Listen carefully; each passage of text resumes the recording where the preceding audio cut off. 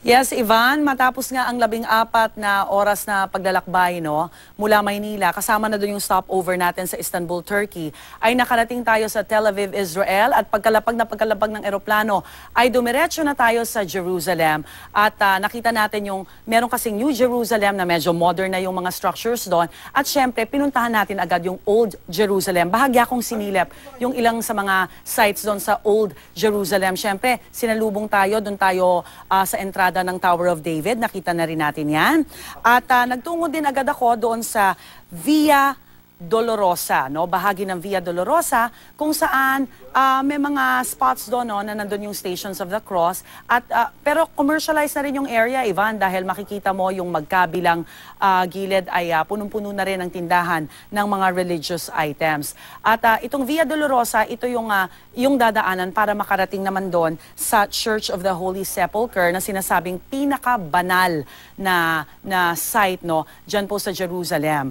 At syempre, nakita din natin yung talagang pagdagsa ng mga turista mula sa iba't ibang bansa. At syempre yung mga tour guides nagkalat din para maintindihan pa ng mga turista yung istorya ni Jesus. Bahagya lamang yan, Ivan, sa mga susunod na araw, pupuntahan natin yan isa-isa, lilibutin at talagang papasukin para maihatid natin ng live sa ating mga kapuso, Ivan. Rhea, para sa ating mga kapuso, paki-explain nga yung significance ng Jerusalem sa buhay ni Jesucristo, partikular sa kanyang passion and death. Nagugunitin natin next week sa Semana Santa. Alright, Ivan, ang Jerusalem ay saksi sa pagpapahirap, yung sakripisyo ng ating Panginoon para mailigtas tayo, para mailigtas ang sanlibutan. Kung maalala mo rin, di ba, tuwing Palm Sunday, pinagdiriwang natin yung matagumpay na pagpasok ni Jesus sa Jerusalem. Ayan nga na lahat tayo may mga palaspas at ginugunita natin yung pagpasok niya sa Jerusalem. Makalipas ang ilang araw, yun na nga yung ipinagkanulo siya ng isa sa kanyang mga disipulo, inaresto siya, pinahirapan, hanggang ipinako siya sa krus, Ivan.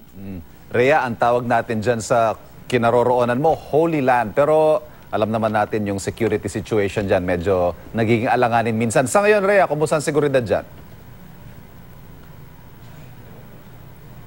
Sa totoo lang, Ivan, dahil ang Holy Land ay neutral ground nga, makikita mo yung presence, very visible ang mga security personnel. Pero sa mga miyembro ng media na katulad namin, of course, kailangan namin mag-secure ng permits para makapag-shoot, lalong-lalo na sa mga holy sites, Ivan. Pero kung tatanungin mo ako kung nag-aalala ba ako sa seguridad ko, hindi, Ivan. Feeling secured kami dito. At galing ako dyan, siguro, kung tama yung bilang ko, 12 years ago, nung nagpipinoy abroad pa tayo. Kumusta naman ang mga kababayan natin dyan? Marami pa rin ba sila ang karaniwan sa kanila dyan? Mga caregivers at mga professionals. Kumusta mga kapuso natin dyan? Yes.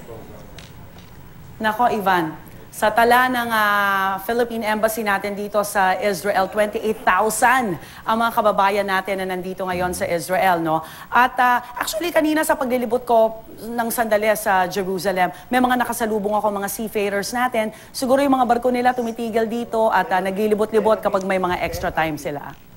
Rhea, yung nabanggit mo naman kanina, yung Via Dolorosa, ano naman yung significance ito sa ating mga Kristiyano? Yes.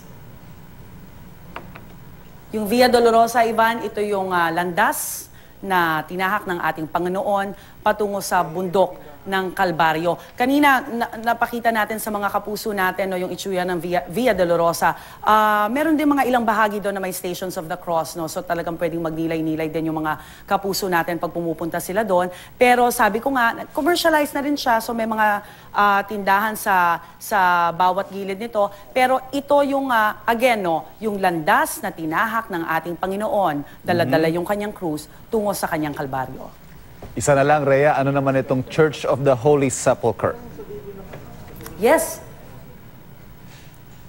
Church of the Holy Sepulchre, Ivan, ito ang pinakabanal na site sa Jerusalem dahil dito pinaniniwala ang ipinako sa krus ang ating Panginoon at dito rin pinaniniwalaan na inilibing ang ating Panginoon, Ivan.